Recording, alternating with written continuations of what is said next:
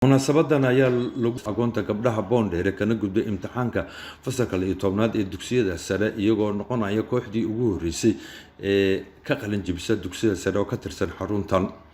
ana ka soo qayb galay la taliyaha arrimaha haweenka ee xuquuqda ee madaxweynaha baxda waxbarashada maamulka degmada Boondheere ururada bulshada rayidka haweenka gobolka Banaadir Professor Maxamed Cilmi Tooxo agaasimaha macadka afka iyo dhaqanka ee akademiyada dhaqanka cilmiga iyo suugaanta iyo agaasimaha waaxda diinta iyo awqaafta ee gobolka Banaadir Sheekh Cabdullaahi Axmed Garuun ayaa tilmaamay faa'iidada ku jirta caawinta agoonta gaar ahaan gabdhaha. Ururtan waxaan ugu bishaaraynayaa xadiis baa jirnaba uu leeyahay wallahu fi awn al-abd ma kana al-abd fi awnahi. Ururtay waxaad ku bishaaraysataa ilaahay baa kula jira. هل لقطة قادمة طلبة قادمة إلى هو قرص حاجة أمضى وقرقرتين ضدك مساكين أو عد غني سنجرين على قضين أيام عن قبطي أقول وهذا نجيب له أي هل كان لقو بربارين هذا القرحية سيد أحاديث تهر الله شيئا النبي وكيل صلى الله عليه وسلم عليه قفك كفالة قاد أقول جنة يعني السجع كهاتين في الجنة لماذا فرضوا النبي صلى الله عليه وسلم اسكو حجية دوميها هوينك قبل كبنادر جواهر برقب يزهر محمد أحمد أقسمها هيئة SWDC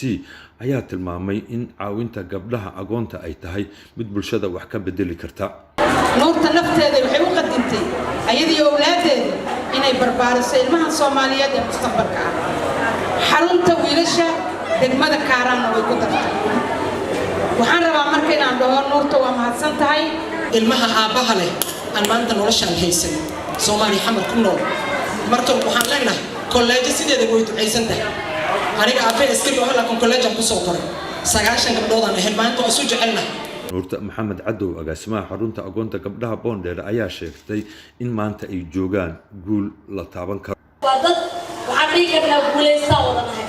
guusha sida waqtiga waa la wada leeyahay لكن مركي انتماده عيبنا واحد من فشل قف جيسنا اسكال لكن بوشة المعايير كان مركي بده ياريان الجول هو وصل الجول يرا أنا صوب باسي أنا كتوري أنا أهلي أنا صوبها كل والله أنا بوشة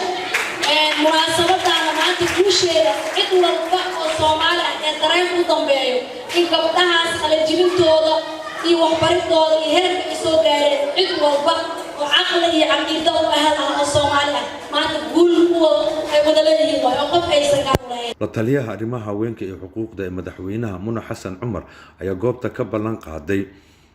deeq waxbarasho ee ugu ballan qaaday lixda gabdhood ee ugu dhibca sareeya halka 10 ka soo hartana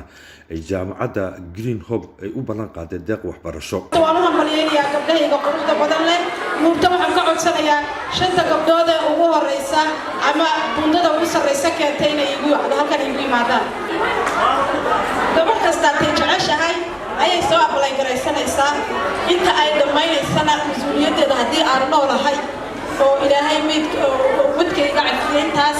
ana dibadda saaray gabdhahan ayaa noqonaya kuwii ugu horeeyay oo ka tirsan xarunta agoonta gabdhaha Boondheere aas-aaskeedii kadib ee dhameeya waxbarashada dugsiga sare